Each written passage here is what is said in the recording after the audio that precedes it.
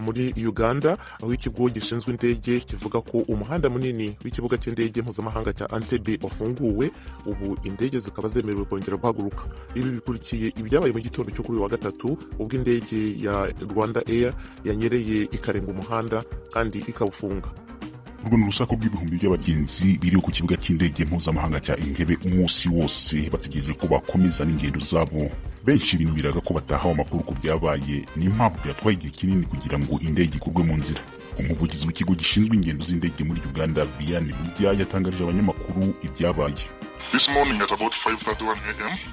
Rwandair was landing at Entebbe International Airport. Ati muri iki gitondo saa 11 n'igice indege ya Rwandair ubwo yurukaga kugwa ku kibuga cy'indege mpuzamahanga cya Entebbe yanyereye iva ku muhanda.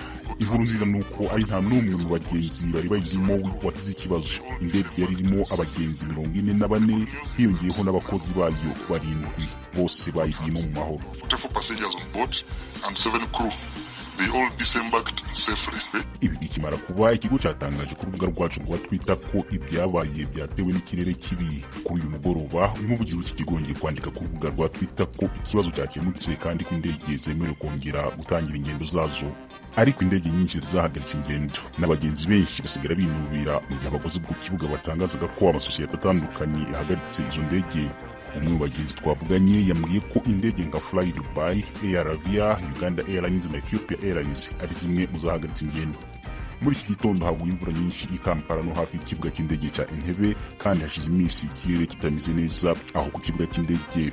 Ibintu nk'ibi byari biheruka kuba ku kibuga cy'indege cya Entebbe mu wa 2019 ku ndege ya Ethiopian Airways. Ikinyamakuru Daily Monitor kigenga cyanditse ko bamwe mu bantu bari muri iyo ndege y'u Rwanda barabashitsi baturutse i Kigali kugira ngo bitabe isabukuru y'amavuko y'umuhungu wa perezida wa Uganda, General Muhoozi Kainerugaba.